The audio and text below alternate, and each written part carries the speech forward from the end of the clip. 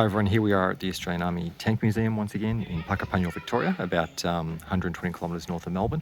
And we're taking a look here at another example of one of the World War II era tanks in the collection. So this is again a Japanese tank, in this case the Type 97 Te-Ke Tankette, or armoured car, as it was officially known.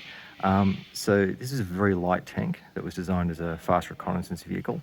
That incorporated a turret and a Type 94 37mm quick-firing anti-tank gun. These were deployed within Japanese infantry divisions to provide fire support and also to provide a kind of transport capability for bringing up ammunition and bringing supplies forward. And had a crew of two, just a driver and a commander in the turret, who was also the loader and the gunner. So a fair bit of workload for the commander in this tank. So they were designed in 1936, 1937, and into production in 1938, and about 616 units were produced. Though some of these were only armed with a 7.7mm Type 97 machine gun. So this AT gun, the 37mm, was effective when it was used against Soviet tanks during their engagements with the Japanese on the Mongolian border. It could take out BT tanks pretty well, but of course wasn't able to deal with anything bigger than that, and it was considered obsolete when faced with M3 Stuarts and certainly M4 Shermans later in the war. No secondary armament, too difficult to employ a machine gun when you're a commander who's already got to look after a 37mm, direct the tank, find targets, load the gun, service the gun, etc., etc. So quite difficult there. Suspension's interesting. You've got bogies with 2 wheels per bogie, or 2 sets of wheels per bogie, a front drive sprocket, and springs which are linked to the bogies to control the articulation of the road wheels, and then two return rollers. So the engine was an I4 diesel, which we'll take a look at in a minute, because this vehicle is relatively complete in the back, which was capable of delivering a 42 km/h top speed, which is nothing to be sneezed at.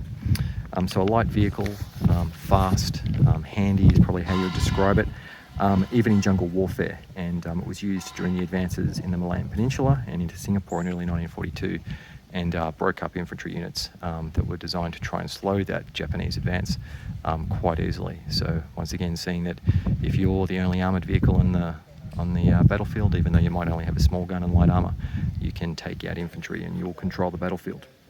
So obviously would be outclassed in any tank-on-tank engagements, but certainly useful in the role for which it was designed.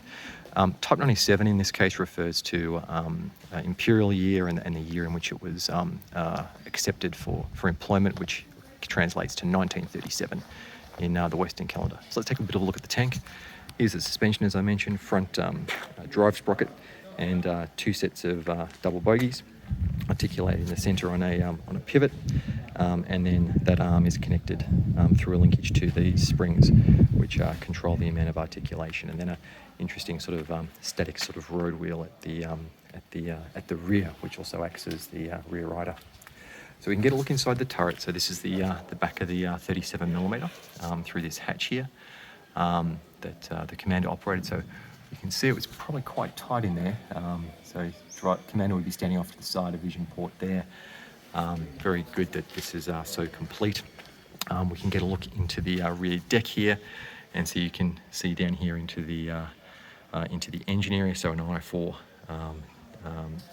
engine here, which was air cooled.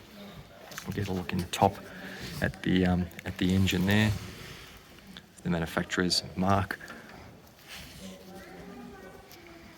There's the head of the engine. I'll try and get another view from the side, and you can see the cooling vanes on the engine there, as it was an air-cooled engine. So there's no firewall in here. I don't know if that's original, but wouldn't surprise me if that was the configuration. So the engine's here, and there's the driver up front with the commander standing there, all sharing the same space as the engine. Here we have a filler that appears to be for probably the fuel system. Another filler cap back here. It appears to be the part of the cooling system.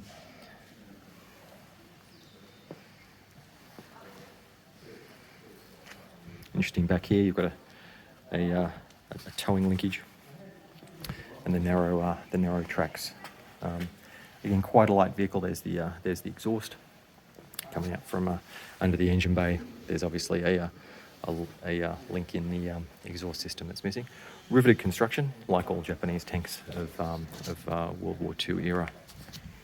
See what we can spy under this hatch, which is next to the driver's compartment. I can't get it open. There's the some more detail of the side of the vehicle.